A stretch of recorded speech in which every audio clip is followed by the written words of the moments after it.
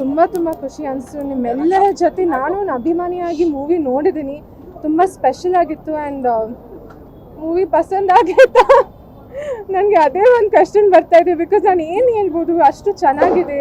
And ನನಗೆ ಈ ಪಾತ್ರ ಕೊಟ್ಟಿದ್ದು, ಈ ಇಂಪಾರ್ಟೆನ್ಸ್ ಕೊಟ್ಟಿದ್ದು ನಾನು ತರುಣ್ ಸರ್ಗೆ, ರಾಕ್ಲೈನ್ ಸರ್ಗೆ ಆ್ಯಂಡ್ ದರ್ಶನ್ ಸರ್ಗೆ ನಾನು ಜೀವನ ಪೂರ್ತಿ ಚಿರಋಣಿ. I am so grateful. And ನಮ್ಮೆಲ್ಲ ಕಲಾವಿದರು, ಮೈ ಗಾಡ್, ಅವರೆಲ್ಲ ಜೊತೆ ನಾನು ಆ್ಯಕ್ಟ್ ಮಾಡಿದ್ದೀನಿ ಅಂತ ನನ್ನ ಅದೃಷ್ಟ. ರಿಯಲಿ ಎಲ್ಲರದು ಅಷ್ಟು ಇಂಪ್ಯಾಕ್ಟ್ಫುಲ್. ನಾನು ಮರ್ತೋಗ್ಬಿಟ್ಟಿದ್ದೀನಿ ನಾನು ಈ ಮೂವಿಲಿ ಇದ್ದೀನಿ ಅಂತ. ಎಲ್ಲನೂ ನೋಡಿ ಆ ಸ್ಟೋರಿ ನನ್ನ ಕ್ಯಾರಿ ಮಾಡಿಬಿಟ್ಟು, ಆಲ್ರೆಡಿ ಶೂಟಿಂಗ್ ಆಗಿದೆ ಬಟ್ ಮತ್ತೆ ಕ್ಯಾರಿ ಮಾಡಿಬಿಟ್ಟು story. So I am so happy.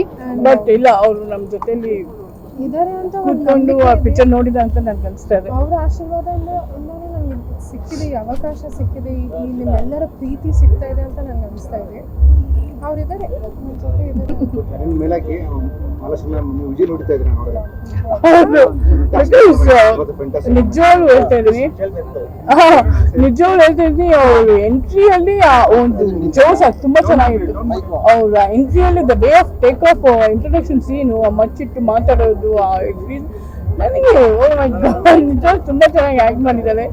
And ತುಂಬ ಖುಷಿ ಅನ್ಸುತ್ತೆ ನನಗಂತೂ.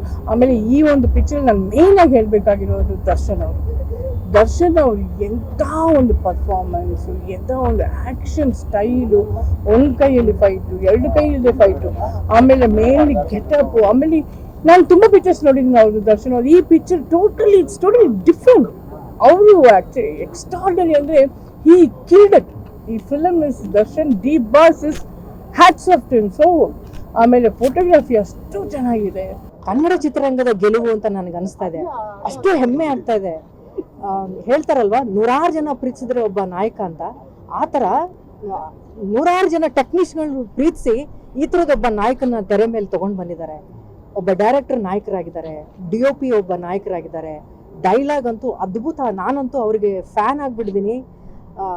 ಈ ಥರದ ಒಂದು ಸರಸ್ವತಿ ಪುತ್ರನ ನಮ್ಮ ಕನ್ನಡ ಚಿತ್ರರಂಗದಲ್ಲಿ ನೋಡೋಕ್ಕೆ ನನಗೆ ತುಂಬಾ ಹೆಮ್ಮೆ ಆಗುತ್ತೆ, ಖುಷಿ ಆಗುತ್ತೆ. ಸಿನಿಮಾ ಒಂದು ತೂಕ ಆದರೆ ಅವರ ಸಂಭಾಷಣೆ ಒಂದು ತೂಕ ಅಂತ ನನಗನ್ಸುತ್ತೆ.